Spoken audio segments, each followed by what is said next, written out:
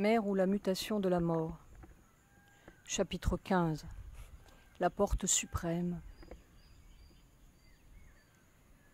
Depuis qu'une petite fille volait sur les cailloux de la forêt de Fontainebleau, parlait au grand python, écoutait l'histoire d'une momie au musée Guimet et regardait, par les pages transparentes de son livre, une histoire vivante qu'il lui semblait avoir longtemps connue, partout connue peut-être.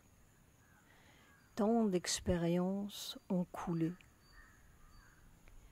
Les étranges matières de Tlemcen, les chutes vertigineuses, les voyages sans corps, la première entrée dans la mort et l'explosion de lumière impressionniste, la révolution des atomes, les révolutions qui s'allumaient de la vallée du Yangtze à Moscou, puis une poterne où penchait une liane de fidélité, une longue, immense fidélité à l'histoire de la Terre, à l'ancienne marche de la matière vers son accomplissement.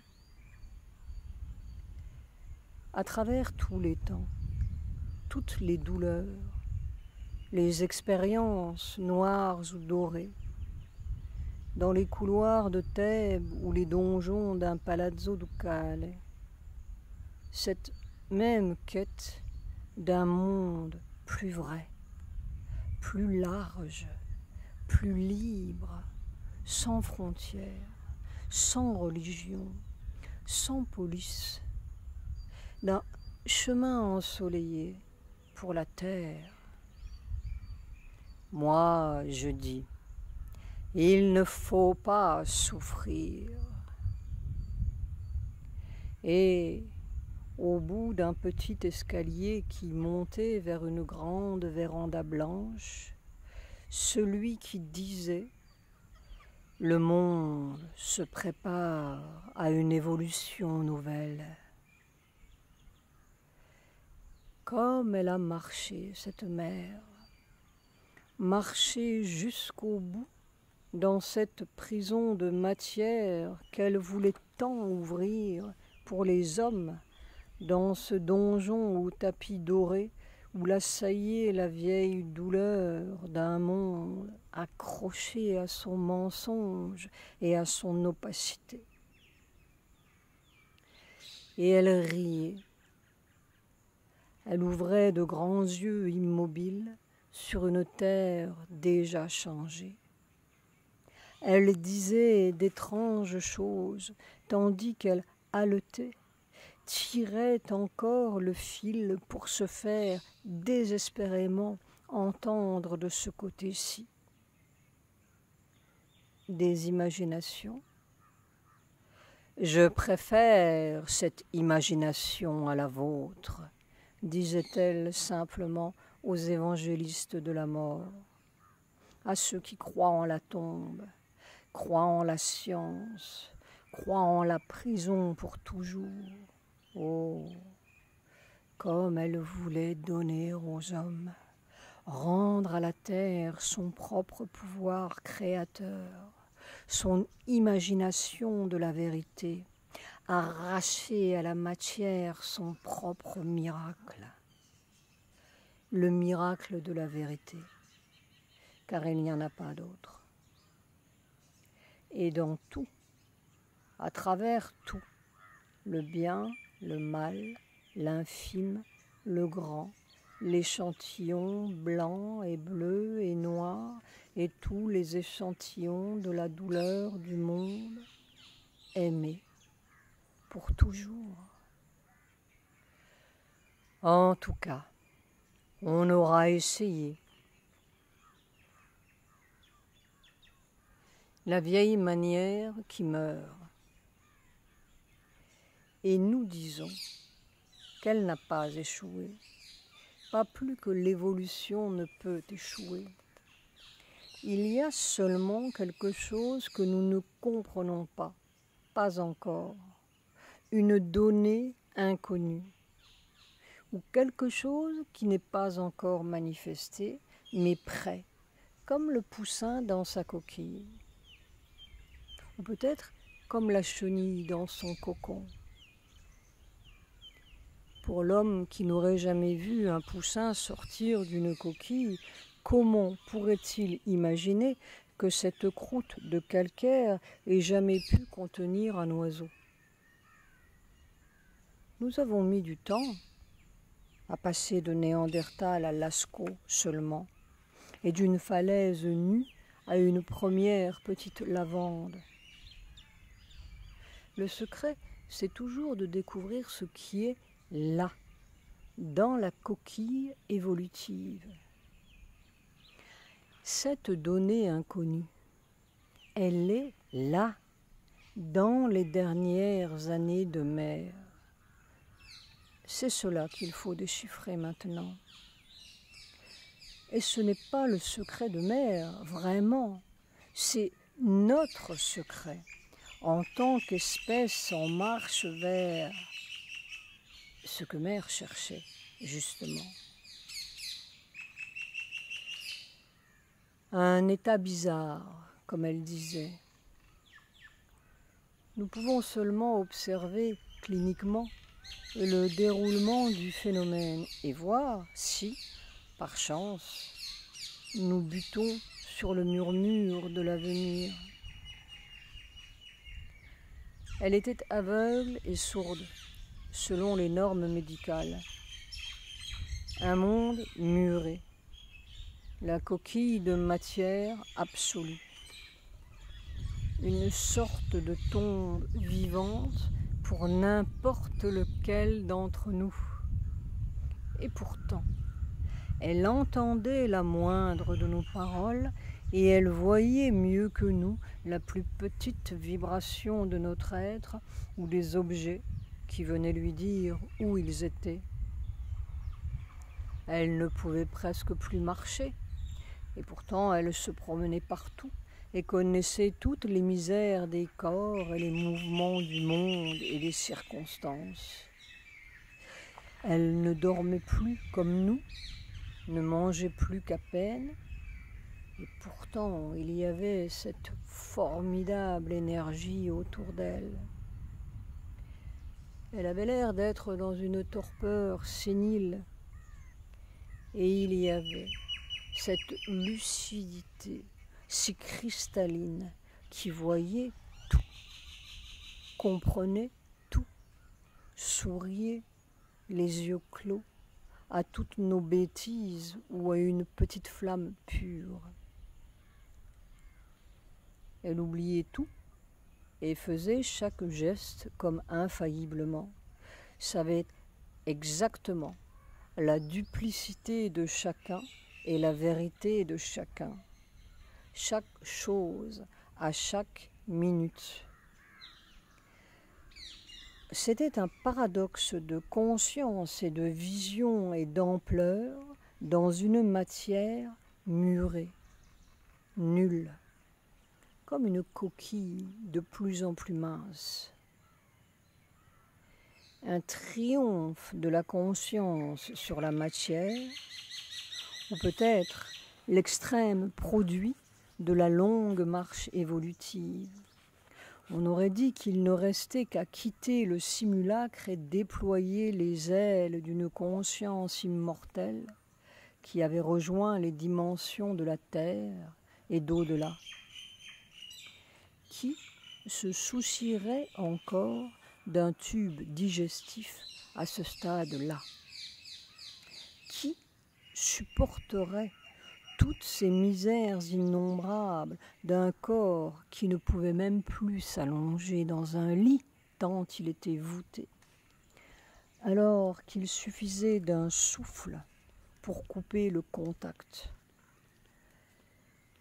Elle savait très bien mourir entre guillemets à volonté. N'importe qui serait parti 100 fois, lui disions-nous un jour, plutôt que de rester là-dedans et de supporter tout ce que tu supportes. C'était complètement inhumain, nul doute. Tout cela pour une petite coquille. La coquille, c'était toute notre enveloppe terrestre. C'était l'enjeu de l'évolution. Le triomphe de la conscience sur la matière ou le triomphe de la conscience dans la matière. Elle était arrivée à l'ultime couche minérale ou atomique, ce premier début de la coquille et de toute coquille. Elle était en tête-à-tête avec le début du monde dans son corps, là où la matière s'est pour la première fois durcie. Juste une petite pelure mince qui baignait, trempait dans un flot d'énergie foudroyante et comme immobile. Une perméation qui avait toutes les apparences et donnait toute la sensation d'une formidable trituration, d'un pilonnage, une démolition à vif.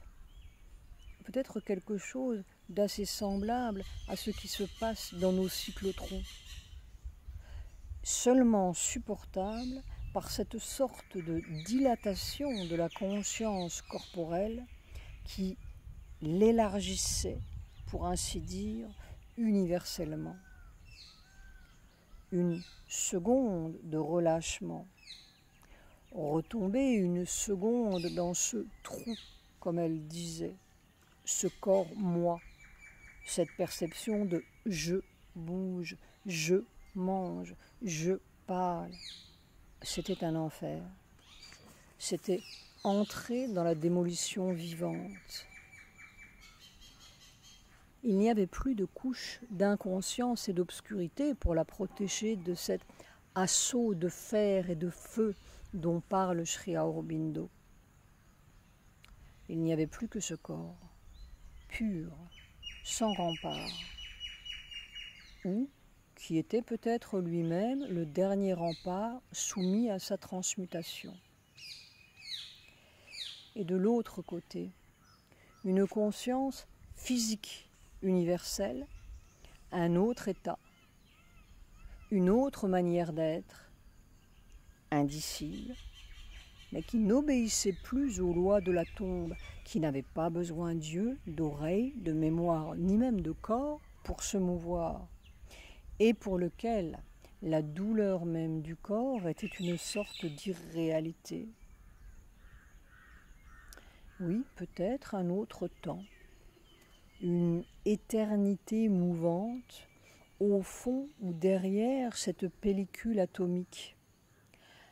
Un autre état de la matière derrière cette croûte durcie. D'un côté, le trou de la mort et de la douleur. De l'autre, la vie universelle sans possibilité de douleur. Une drôle de vie physique à deux étages, une paradoxale dualité. La vie de ce corps est un miracle, disait-elle en avril 70, après une série de crises cardiaques. C'est-à-dire que si ce n'était pas ce que c'est et comme c'est, n'importe qui serait mort. Mais alors, si tu savais comme ça devient bizarre. Le corps est conscient et il dit, mais au fond, ce serait surtout pour les autres que ça ferait une différence si mère mourait. Pour moi, seulement eux, n'est-ce pas? Ils sont encore dans cette espèce d'illusion de la mort parce que ça, le corps, disparaît. Et même ça, le corps, ne sait plus tout à fait lequel est vrai. Pour lui, ce devrait être la matière, la vérité. Mais même pour lui, ce n'est pas tout à fait sûr que c'est ça. Il y a l'autre façon d'être. Et le corps commence à se demander. Il sait que la vieille façon, ce n'est plus ça. Mais il commence à se demander comment ce sera. Parfois ça vient, c'est curieux, ça vient comme un souffle et puis ça disparaît encore. Comme un souffle d'une autre façon de voir, une autre façon de sentir, une autre façon d'entendre. Et ça, c'est comme quelque chose qui s'approche puis se voile. En fait, ce nouveau fonctionnement s'était depuis longtemps manifesté, mais chaque fois, c'était une découverte pour Mère. Et le corps souffre, une drôle de souffrance, très drôle de souffrance.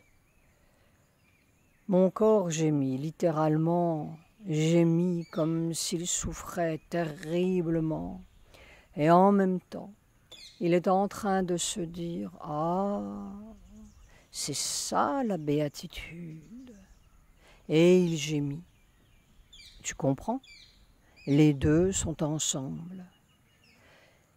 Et ça dépend d'un petit quelque chose qui ressemble à un acte de volonté, mais ce n'est pas cela.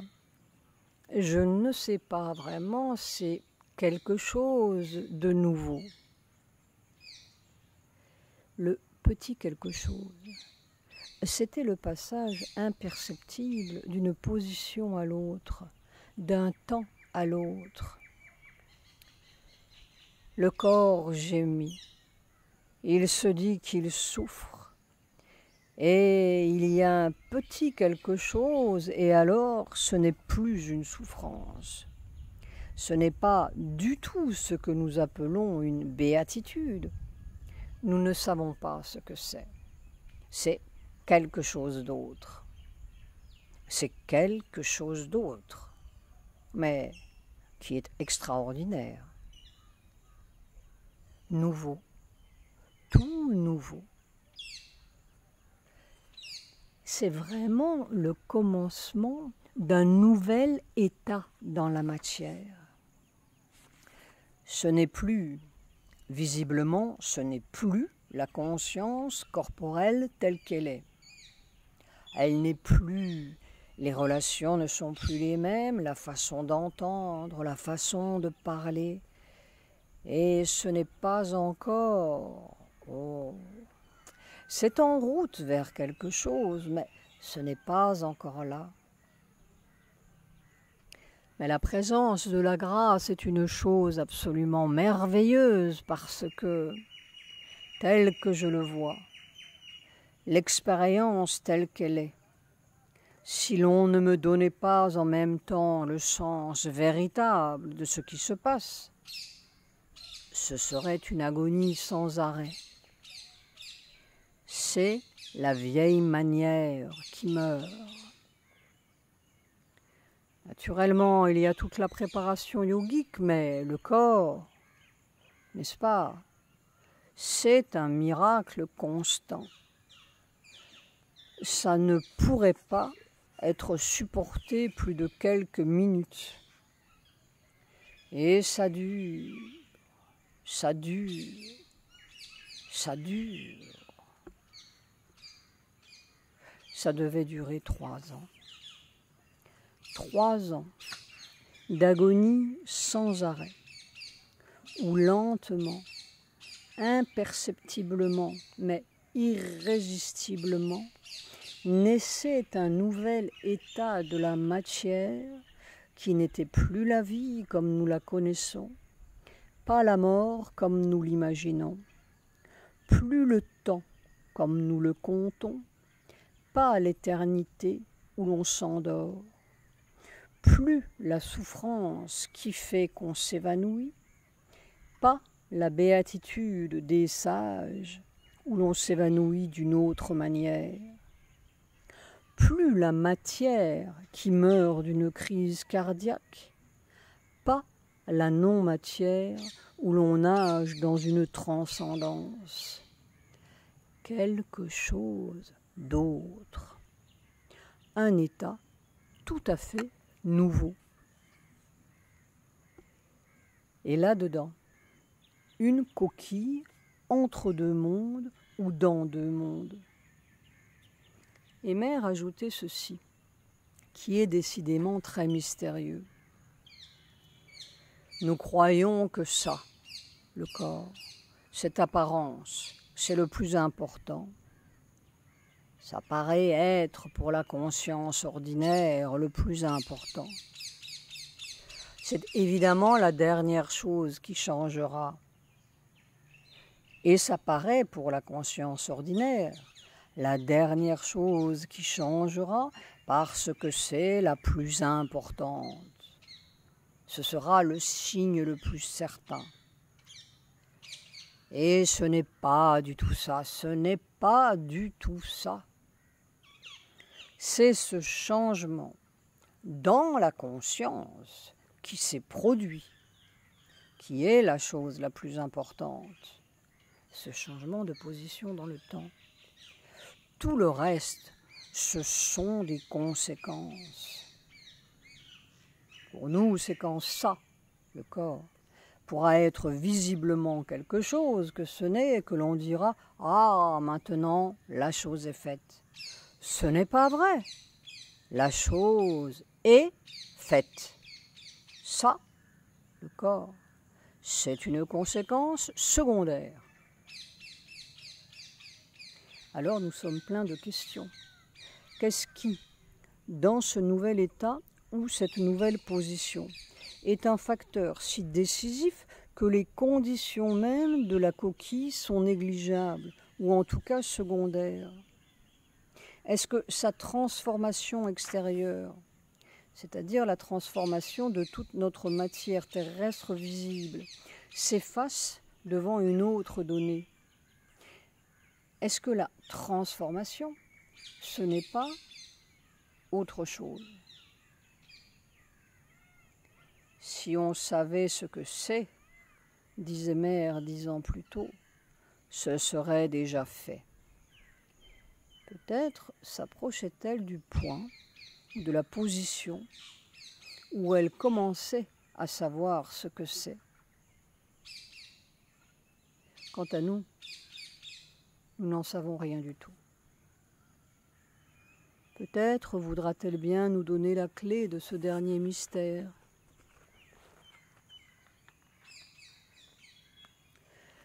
Le mystère de la contradiction.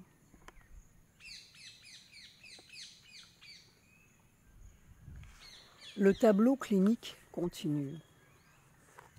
Un paradoxe grandissant, de plus en plus aigu. C'est difficile.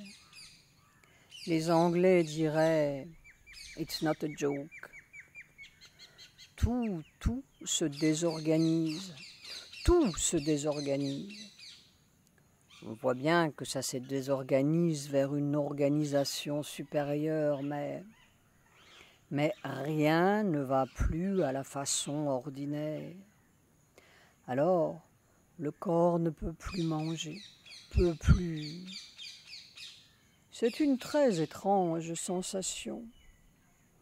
Plus aucune des relations telles qu'elles étaient auparavant. Rien, ni le corps avec lui-même, ni le corps avec les autres, ni rien, c'est tout quelque chose qui a disparu. De temps en temps, tu sais, comme un souffle qui passe, une petite chose, je ne peux pas dire comment c'est, charmante. Ce n'est pas un plaisir, ce n'est pas une joie, c'est une brise qui passe et qui est tout à fait spéciale, charmante. La minute d'après, c'est parti. Le corps, tout d'un coup, se sent une espèce de repos paisible et lumineux et tout à fait adorable. La minute d'après, il a mal partout. Alors tout est comme cela.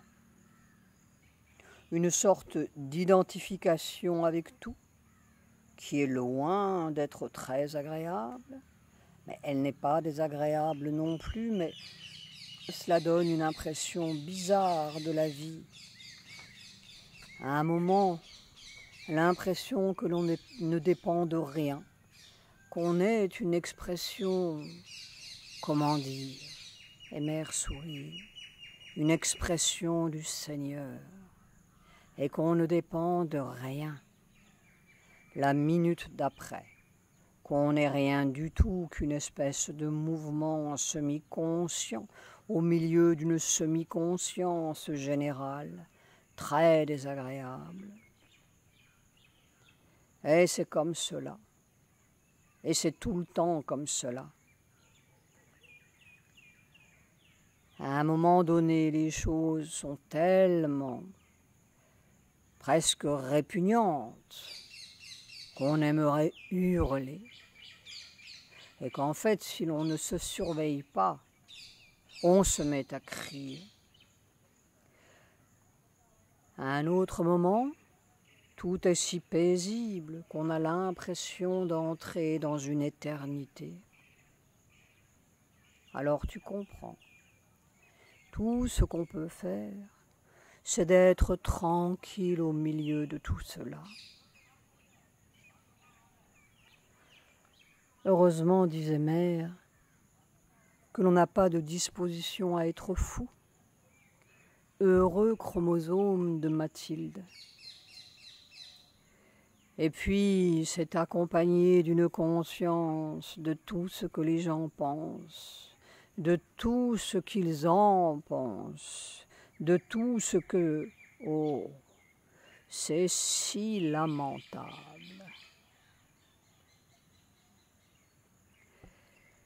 Mère disait que le changement est fait.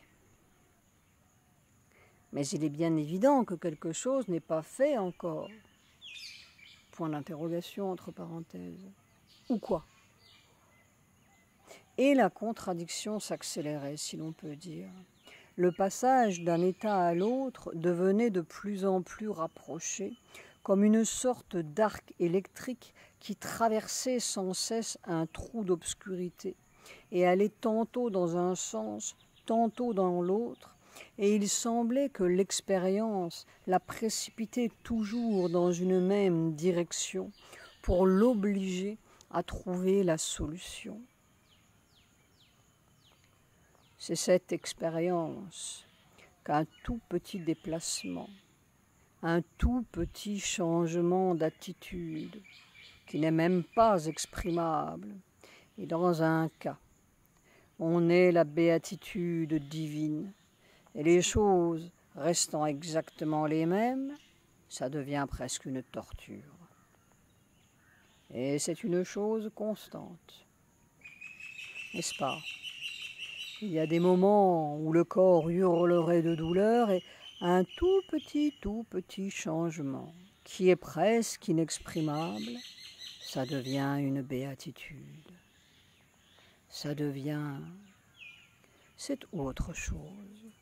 Ça devient cette extraordinaire chose du divin partout. Et alors le corps est tout le temps à passer de l'un à l'autre comme une sorte de gymnastique, de lutte de conscience entre les deux. Et toutes les vibrations qui souffrent sont comme soutenues par la masse de la conscience humaine générale.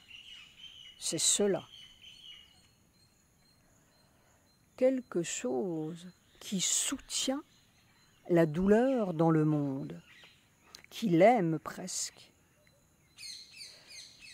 Un jour, une fois de plus, elle souffrait d'une infection dentaire qu'elle avait réussi à densifier, arrêter, dégonfler. Quelqu'un s'approche du corps en pensant « Oh, pauvre mère, comme elle doit souffrir !» Instantanément, ça revient. Oui, elle doit souffrir. La contagion cellulaire était évidemment là, perpétuellement là. Et en même temps, progressivement, la direction de la solution dans la contradiction. Et ce corps passe de l'un à l'autre, poursuivait-elle, et quelquefois presque les deux états ensemble. Et alors cela donne, pour la vision des choses ordinaires, enfin, de la vie telle qu'elle est, la perception d'une folie générale et aucune différence vraiment sensible entre ce que les hommes appellent fou et ce qu'ils appellent raisonnable. Ça, c'est comique, la différence qu'ils font. Et tout cela, c'est un monde de perception simultanée. Alors, vraiment, c'est impossible de parler. Quelque chose qui a eu une expérience innombrable en même temps, avec une capacité d'expression qui est restée ce qu'elle est, c'est-à-dire incapable. Mais ce passage, c'est le travail le plus constant. Il n'y a plus d'idées, il n'y a plus de sentiments, il n'y a presque plus de sensations. C'est cette espèce de déplacement, et un déplacement qui est à ce point différent, n'est-ce pas, et dans une immobilité totale. C'était cela le phénomène qui se dessinait de plus en plus, une sorte d'éternité cellulaire ou d'immobilité cellulaire au milieu même de la contradiction, ou qui naissait peut-être même de cette contradiction, au point que l'on se demandait si en vérité on ne se trompait pas en pensant qu'il y a le côté de la mort et de la douleur et le vrai côté, entre guillemets, de la béatitude éternelle. S'il n'y a pas un autre lieu qui est comme fait des deux côtés, un troisième état, incompréhensible. Et dans le corps, n'est-ce pas, dans la matière, il ne s'agit pas d'état éthéré.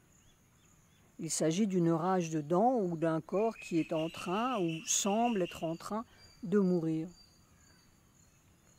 Un état qui semble tout à fait contraire à ce que nous appelons l'état naturel du monde de la nature et qui pourtant appartenait au monde physique. Peut-être une nouvelle nature physique. Il est évident que la nature physique qui commande aux poissons et celle qui commande à l'homme sont très différentes. Et pourtant, c'est la même. Toutes les fonctions qui se faisaient naturellement, justement en accord avec les forces de la nature, tout d'un coup, brum, c'est fini. Ça se retire. Et puis, quelque chose que moi j'appelle le divin, peut-être Sri Aurobindo l'appelait-il le supramental, je ne sais pas, c'est quelque chose comme cela, et qui est la réalisation de demain, je ne sais pas comment l'appeler. Et alors, ça, quand c'est bien désorganisé, que cela va tout à fait mal, ça qu'on sent à intervenir. Le passage n'est pas agréable, voilà.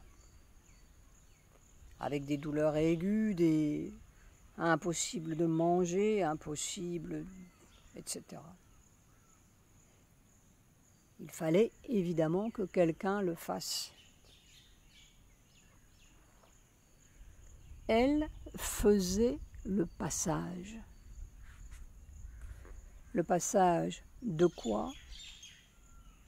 Vers quoi? Dans quoi? On ne sait pas. Est-ce que la chenille peut dire le passage du papillon? Et encore, la chenille est bien confortablement installée dans son cocon. Mais faire ça les yeux grands ouverts, sans hibernation. Parfois nous essayons de poser des questions, de moins en moins parce que le cœur nous serrait. Nous voulions tant déchiffrer ce que tout cela voulait dire. Mais je ne sais pas, s'exclamait-elle. Mon corps est en train de vivre le procédé. Et c'est cela. Il sent un travail de transformation qui se fait. Il y a des moments où il a l'impression que c'est impossible.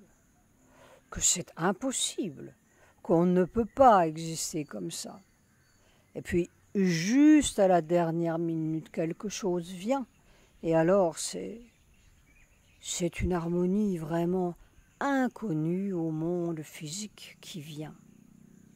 Une harmonie. Le monde physique paraît presque effroyable en comparaison. Mais ça ne reste pas. Mais les perceptions sont de plus en plus claires, lumineuses, de plus en plus vastes. C'est vraiment comme un monde nouveau qui veut se manifester.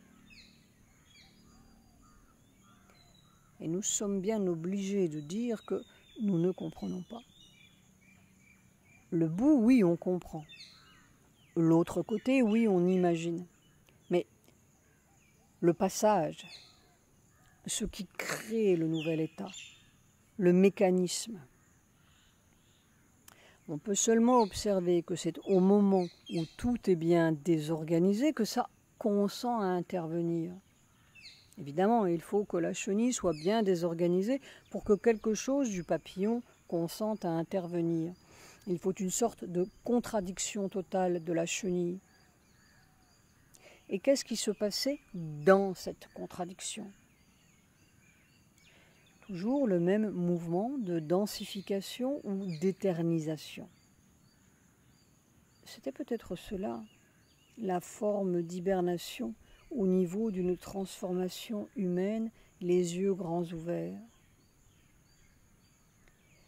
Mais était-ce seulement cela, un truc pour opérer le passage, ou au contraire, le nouvel état même? Nous sommes obsédés par l'idée de ce vieux corps qui, imaginons-nous, doit se transformer. Et en effet, il devra sûrement se transformer. Il n'est pas fait pour rester ce vieux vêtement figé, durci. Mais d'abord, est-ce que ce ne sont pas les conditions mêmes de sa respiration qui doivent changer? Une manière physique de respirer qui fait une certaine mort ou une certaine décrépitude, et une autre manière qui fait la vie sans mort et sans décrépitude. Si cette manière-là, ou ce milieu respiratoire-là, s'établit dans la nature physique, nous entendons bien un nouveau mode de respiration qui comporte autre chose que de l'oxygène et de l'azote. Alors, il n'y a vraiment plus de problème de transformation. C'est une conséquence secondaire, comme dit Meyer. Ça se passera tout naturellement, petit à petit, dans l'espèce. Et nous nous souvenons de l'histoire de l'axolotl mexicain, cette sorte d'animal mi-vert, mi-poisson, qui vit aveugle et décoloré au fond des cavernes, dans les nappes d'eau des hautes montagnes du Mexique, et qui se reproduit, meurt, se reproduit, depuis des siècles peut-être, jusqu'au jour où les savants en ont ramené quelques échantillons pour poursuivre leurs observations en laboratoire. Or, à la stupéfaction de tous, en quelques jours, parce que les conditions étaient différentes, ces vers se colorèrent et se transformèrent en salamandres, qu'ils baptisèrent amblystomes, lesquels se reproduisirent normalement. Ils découvraient cette chose extraordinaire. L'axolotl était une larve qui vivait, se reproduisait et mourait sans quitter l'état larvaire. On change de milieu et l'implacable circuit se brise. La larve devient un autre être qui vit et se reproduit à sa façon. Un milieu a changé, un air a changé, et tout change. C'est le nouveau milieu respiratoire qu'il faut créer. C'est une image, mais à peine. C'est peut-être ce nouveau milieu qui tentait de s'ouvrir ou de se créer dans la matière à travers ce bout de matière qu'elle représentait. C'est comme une sorte de nouvelle composition de l'air qui devrait être respirable ou absorbable par tous ceux qui sont parvenus au degré d'aspiration voulu. Il faut aspirer, évidemment, pour respirer. Il y a une qualité d'aspiration chez les humains qui devrait leur ouvrir la porte ou la fenêtre de ce nouvel air physique. Bien entendu, ce n'est pas un physique d'azote, mais c'est physique tout de même, par rapport à l'air souterrain que nous respirons, ou à l'air de cyprin dressé que nous absorbons dans notre bocal passablement bourbeux. Était-ce cela qui se passait dans le corps de mère? De qui sommes-nous la larve? Cette contradiction aiguë, douloureuse, infernale, n'était-ce pas l'instrument même de ce nouveau mode d'être ou de respiration? Car un jour de 1970, elle nous a fait la remarque suivante. C'est devenu très intéressant. J'ai passé toute la nuit avec Sri Aurobindo, mais avec un monde d'explications. Il m'a fait comprendre des tas de choses, mais alors tout à fait, extraordinaire. Une démonstration en détail de la différence entre les deux consciences.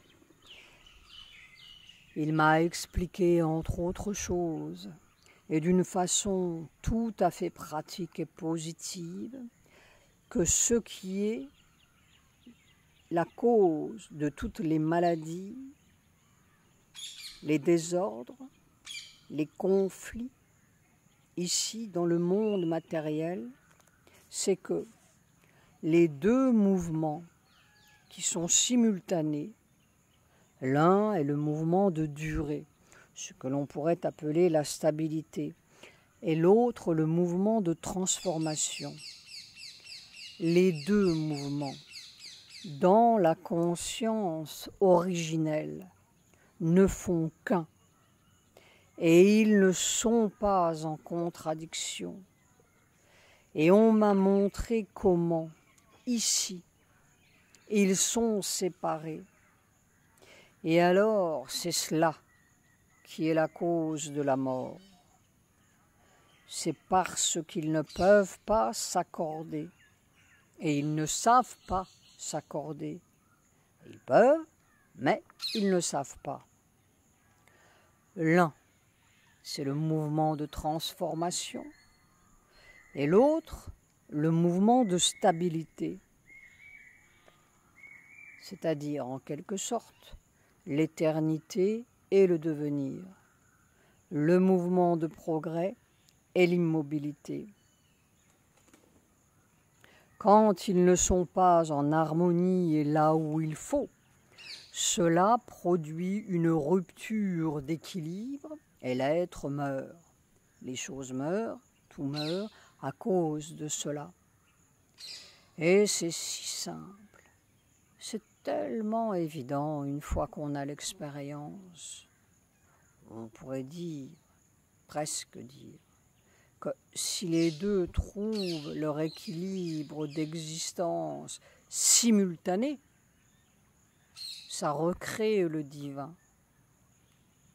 Il est en nous, mais pas accordé. Et nous sommes de nouveau en présence de ce temps supramental cellulaire qui unit l'immobilité parfaite au mouvement foudroyant.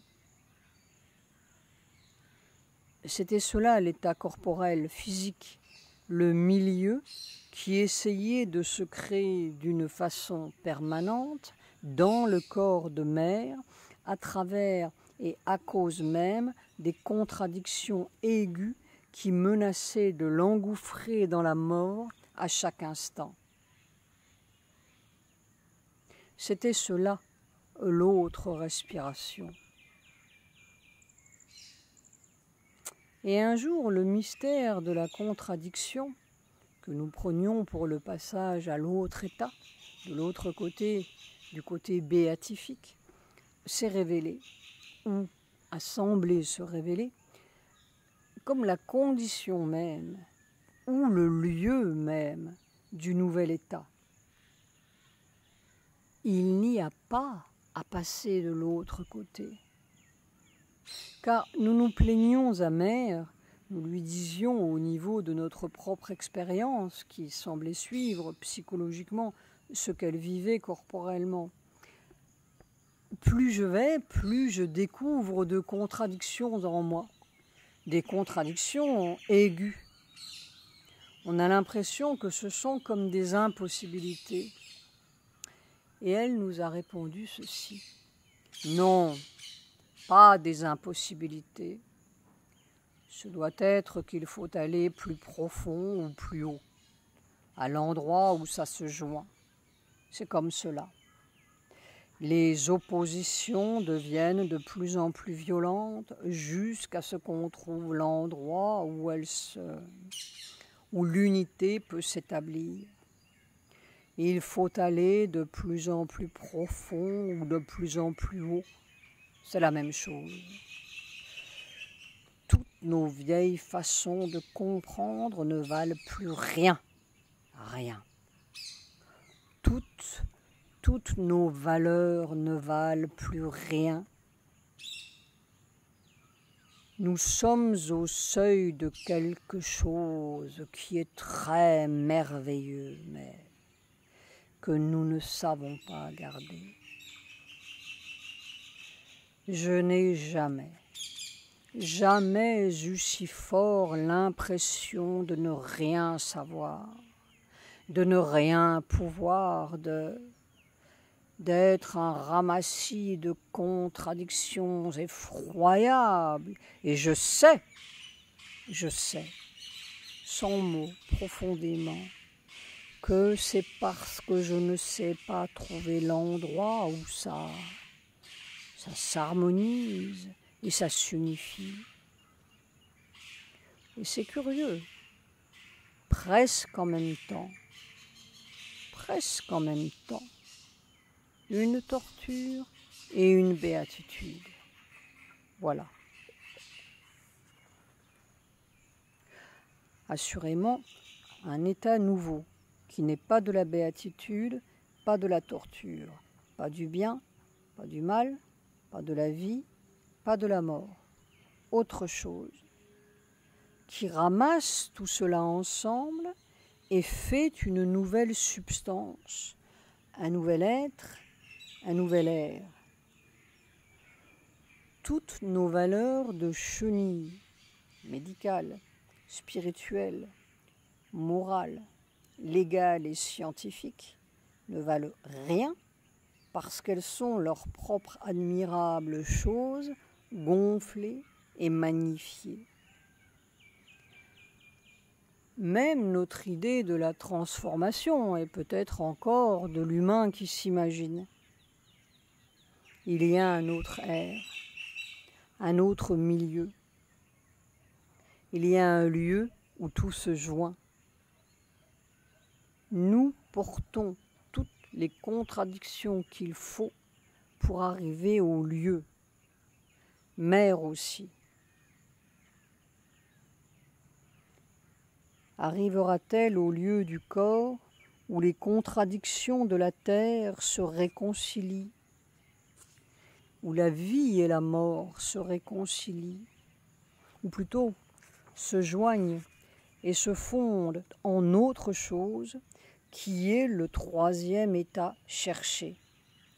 Un état où la transformation ne sera plus une espèce de tour de force individuelle, mais la conséquence naturelle d'une certaine manière d'être et de respirer, comme l'axolotl dans son nouveau milieu. Quelques 40 ans plus tôt, en 1930, Mère disait « Le vrai changement de conscience est celui qui changera les conditions physiques du monde. » La couche de carbone. Puis les grands coups sont tombés. Vraiment une démolition forcenée. Comme si le passage se creusait dans son propre corps. Le premier en août 70, au moment où son assistante personnelle, qu'il avait servi tant d'années avec une grande fidélité, a dû cesser son travail. Déjà 1 an plus tôt, elle avait perdu son souriant trésorier, Amrita, puis Pavitra, son secrétaire général, l'un des seuls éléments purs et solides autour d'elle. Elle était de plus en plus seule devant la meute. Pendant 1 mois, ces jours d'août 70, son corps s'est débattu avec la mort. Une fois de plus, le tournant de 1962 et 1968 se répétait. C'est l'expérience du corps laissé à lui-même. C'est le corps, toujours, qui doit trouver la solution. Et chaque fois, on le vide de tout ce qu'il aurait pu acquérir entre-temps. Il faut aller jusqu'au lieu où c'est fait. Nous entendons encore sa voix essoufflée. Le poumon était affecté, elle toussait sans cesse. Si je me souviens quand ce sera fini, j'aurai vraiment quelque chose d'intéressant à dire. Seulement, je ne sais pas si je me souviendrai. Et quelques jours après, ce petit corps est comme un poing, mais il a l'impression d'être l'expression d'un pouvoir formidable. Et il est comme cela. Aucune capacité, aucune expression, rien. Et assez misérable. Et pourtant, c'est comme une condensation d'un pouvoir formidable. Des fois, il a même de la difficulté à le supporter. Tu comprends? Toutes les expériences sont comme au centuple. Et puis les jambes me font mal, n'est-ce pas? 24 heures sur 24. Pas de possibilité de se reposer. C'est cela. Alors, Si je me laissais aller, je crierais. Terrible. Et alors, cette nuit, je me disais, c'est comme ça l'enfer. Terrible, c'est terrible. Je ne vois pas pourquoi j'ai dû passer par là. Parce que, n'est-ce pas, comme cela, c'était la mort qui n'était pas une solution. Ça, c'était effrayant. Elle touchait le point. Elle arrivait au point où la mort n'était plus une solution. Parce qu'il n'y avait plus de mort vraiment dans son corps, plus d'oubli, plus de on ferme les yeux et on s'en va. On s'en va où? Elle était pleinement consciente. Chaque cellule de son corps était pleinement consciente. Il n'y avait pas d'autre côté, d'oubli, nulle part où s'enfuir de ça. Est-ce qu'on comprend? C'est si horrible. Je suis tentée de dire, prie pour moi, Seigneur.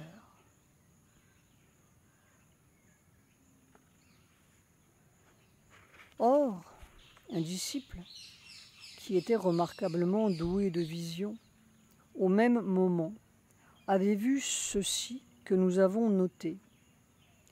Mer descendait, s'enfonçait dans la terre, puis elle était tout enveloppée comme d'une couche de carbone. Là où elle était, il y avait de la lumière, mais le fil qui la reliait à son origine était très ténu. Un tout petit fil qui traversait cette couche de carbone. Et parfois le contact était coupé, le fil disparaissait, et Mère était en difficulté. Elle arrivait à cette racine de mort, l'asphyxie radicale. Et en même temps, ce pouvoir formidable que l'on sentait autour d'elle presque écrasant, et comme de plus en plus formidable à mesure que son corps était annulé. J'ai eu l'impression que j'étais toute la douleur du monde, sentie ensemble. Je ne sais pas comment dire. Cette impression d'écrasement n'est pas encore partie. C'est comme quelque chose qui empêche de respirer librement. Et alors j'ai eu, ça c'était effrayant, j'ai eu la conscience de tout ce que Sri Aurobindo a souffert physiquement. Et ça, c'était l'une des choses les plus difficiles à supporter. Mère avait des larmes plein les yeux. Nos inconsciences physiques à côté de ça. L'espèce de torture physique qu'il a subie. Ça a été une des choses les plus difficiles. Sri Aurobindo avait touché le même lieu, là, au milieu de tous ces petits axolotes récalcitrants. Maintenant, elle comprenait. Et il le soignait, entre guillemets, comme dans les manuels. Mais cette douleur de la terre, disions-nous amère, est-ce que ce n'est pas pour qu'elle appelle la conscience suprême, là aussi tout au fond? Oui, bien sûr, c'est ce que je me dis, que j'essaie de trouver. Il y a quelque chose à trouver. Et elle s'arrêtait, haletante, comme si elle suffoquait. C'est ça. Il y a un endroit, comme un endroit, où il y a une angoisse tellement épouvantable. C'est cela, c'est constant. C'est là. Et Mère traçait une barre sur sa poitrine. C'est là. Et il y a comme une interdiction de m'extérioriser. Elle ne pouvait plus quitter son corps. Comme s'il fallait absolument que je trouve quelque chose. Nous vaincrons, douce mère. Oui, tu comprends que ce sera vaincu, j'en suis absolument certaine, mais est-ce que le moment est venu? Voilà. Et c'est cela, c'est ce doute qui est une torture. Puis elle s'est remise. Elle a recommencé à marcher de long en large dans sa chambre, indomptablement. La toux s'est arrêtée. L'invasion des gens a recommencé. Si je pouvais avoir purgé le monde en ayant ces jours d'horreur, alors ça ne fait rien, ça m'est égal. Mais elle n'avait pas encore trouvé le quelque chose. 5 mois après, juste le temps de souffler, le deuxième coup tombait, encore plus radical si c'est possible. Il fallait bien y arriver à ce lieu du changement. Cette fois, c'était la paralysie de la jambe gauche, un caillot de sang, semble-t-il. Nous l'avons revu 1 mois et demi après. Ce qui me cloue, c'est cette jambe qui est paralysée, la partie inférieure, du genou jusqu'au talon. Alors, naturellement, on devient imbécile, on ne peut plus rien faire. Ça revient petit à petit. Il y a eu un moment où c'était complet, c'était froid comme de la glace. Il n'y avait aucune circulation. Mais ce n'était pas une paralysie innocente. Il y a eu pendant au moins 3 semaines une douleur constante, nuit et jour, 24 heures sur 24 et sans fluctuation, rien. C'est comme si l'on m'arrachait tout. Celle-là, la jambe droite, a failli être prise elle aussi. Mais le jour où c'est arrivé, je me suis concentré terriblement. J'ai marché pendant longtemps pour empêcher que celle-là ne soit prise. Jusqu'au bout, elle marchera. On pourrait dire que ce n'était qu'un cri tout le temps. Ça a duré longtemps. Ça a duré plusieurs semaines. Je n'ai pas compté. Puis petit à petit, ça a alterné avec des moments de tranquillité où la jambe ne se faisait pas sentir. Et depuis 2 ou 3 jours seulement, ça a l'air de se remettre en ordre. N'est-ce pas? C'était tout le problème du monde. Un monde qui n'était plus que de douleur et de souffrance, et un grand point d'interrogation. Pourquoi?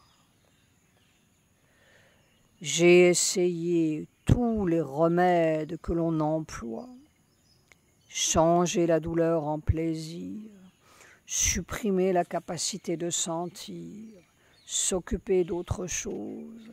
J'ai essayé tous les trucs. Il n'y en avait pas un qui aille. Il y a quelque chose dans ce monde physique tel qu'il est, qui n'est pas qui n'est pas encore ouvert à la vibration divine. Et c'est ce quelque chose qui fait tout le mal. La conscience divine n'est pas perçue. Et alors, il y a des quantités de choses imaginaires, mais très réelles dans la sensation, qui existent. Et ça, la seule chose vraie, n'est pas perçue. Et là, nous arrivons à quelque chose de capital. Comme si toute cette douleur du monde, si concrète, une paralysie n'est pas innocente, ni imaginaire, tenait seulement à une fausse conscience de la matière ou dans la matière. Mais c'est tout à fait capital, parce que une conscience, ça peut changer. On peut croire que la mort ne peut pas changer, ni le cancer, ni la paralysie, mais une conscience peut changer. Il y a une conscience à changer dans la matière. Il y a un mode de vibration à changer dans la matière. Il y a une vibration vraie qui change tout, même la mort. Est-ce qu'un axolote le conscient, doué de vision, ne dirait pas que son milieu souterrain est un faux milieu, une irréalité réelle, une illusion opaque? Seulement, dans le cas présent, le vrai milieu existe déjà. On est dedans, c'est là. Or, un an plus tôt, en 1969, Mère avait eu une expérience exactement semblable que nous n'avions pas très bien comprise alors, et dans les mêmes conditions de désintégration physique et de douleur qu'en 1970. Tout d'un coup, au milieu de la désintégration et de la souffrance, une lumière, quelque chose, et tout est changé physiquement. Comme si toute cette douleur n'existait pas. Une sorte de répétition corporelle de l'expérience bouddhique de l'illusion. Mais au lieu de la détruire dans sa conscience là-haut, tandis que le corps continue de souffrir en dessous, elle est détruite dans le corps. C'est dans le corps qu'il y a une illusion à détruire. Jamais, jamais dans toute l'existence de ce corps, disait Mère, pas une fois, il n'a senti une douleur aussi totale et aussi profonde que ce jour-là. Oh, quelque chose, n'est-ce pas? Séparation, et puis méchanceté, cruauté, souffrance, et alors toute la maladie, la décomposition, la mort, la destruction, tout cela, ça fait partie de la même chose. Et l'expérience que j'ai eue, c'était l'irréalité de ces choses. Comme si on était entré dans un mensonge irréel et que tout disparaît quand on sort de ça. Ça n'existe pas. Ce n'est pas. C'est cela qui est effrayant, que ce qui pour nous est si réel, si concret, si effroyable, que tout cela, ça n'existe pas. Que c'est... On est entré dans le mensonge. Pourquoi? Comment? Quoi?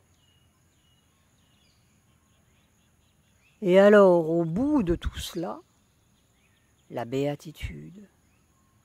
Et puis, ça s'est effacé. Comme si tout cela qui est si affreux, n'existait pas. Quelque chose dans le corps qui irréalise le mal, la mort, la destruction. Et tous les moyens, ajoutait Mère, que l'on pourrait appeler artificiels, y compris le nirvana. Tous les moyens d'en sortir ne valent rien. À commencer par l'imbécile qui se tue pour mettre fin, entre guillemets, à sa vie. Ça, de toutes les imbécilités, c'est la plus grande.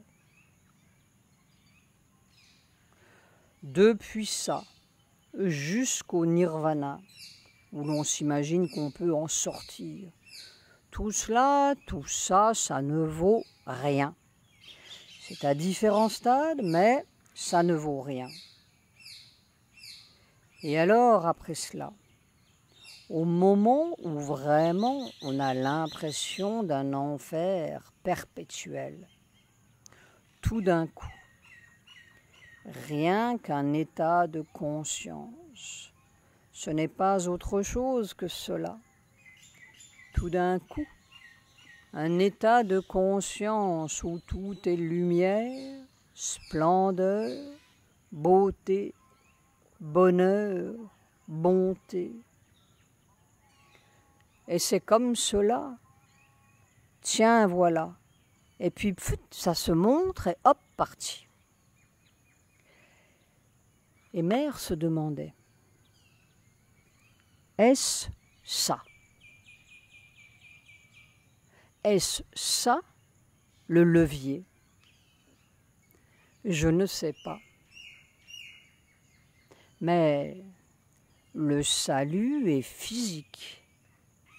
Pas du tout mental, mais physique. Je veux dire que ce n'est pas la fuite, c'est ici.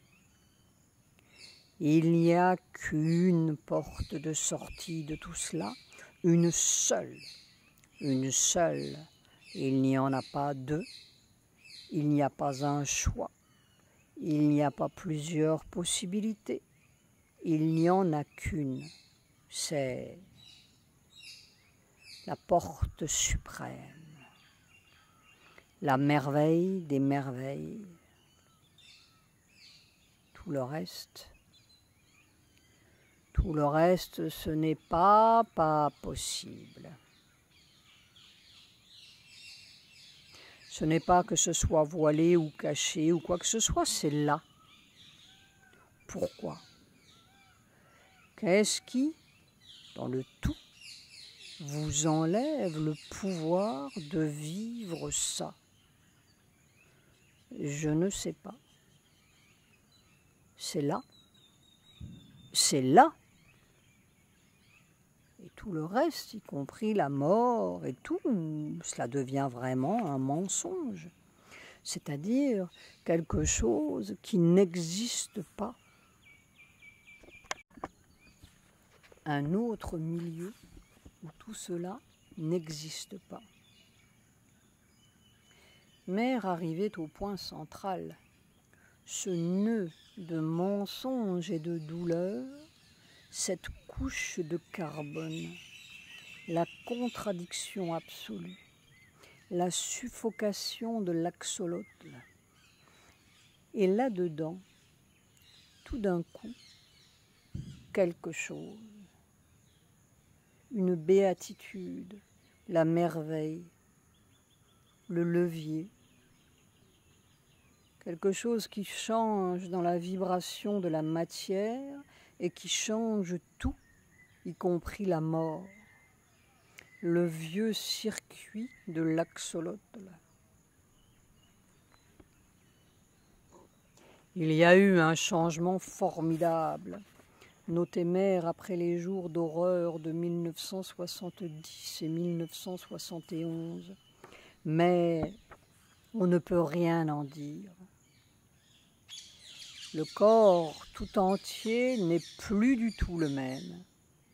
Il semble vraiment qu'il ait été préparé pour une autre conscience, parce qu'il y a des choses. Ses réactions sont tout à fait différentes. Son attitude est différente. J'ai passé par une période d'une indifférence totale, où le monde ne représentait, ne signifiait rien. Et puis, petit à petit, est sorti de là quelque chose comme une nouvelle perception. C'est seulement en cours de route. Mais j'ai remarqué, comme les soi-disant catastrophes ou calamités ou malchance ou difficultés, comme tout cela vient juste à point pour vous aider, juste comme il faut pour vous aider, n'est-ce pas? Tout ce qui, dans la nature physique, appartenait encore au vieux monde et à son habitude et à ses manières de faire et à ses manières d'être, manières d'agir, tout cela ne pouvait pas être manipulé d'une autre façon que celle-ci, la maladie. Je ne peux pas dire que ce n'ait pas été intéressant. Exactement, mère. Elle étudiait le phénomène. Et après un long silence où elle regardait devant elle, subitement, elle a remarqué: le monde est dans un état épouvantable. Lui aussi, dans la couche de carbone. Mais, disions-nous amers, je n'ai jamais senti autant que maintenant que c'était proche, tout proche. Oui, oui, tout proche. Je crois que quelque chose aura été fait au point de vue général. Ce n'était pas seulement la difficulté d'un corps ou d'une personne. Je crois que quelque chose a été fait pour préparer la matière à recevoir comme il faut. Ça viendra. Peut-être.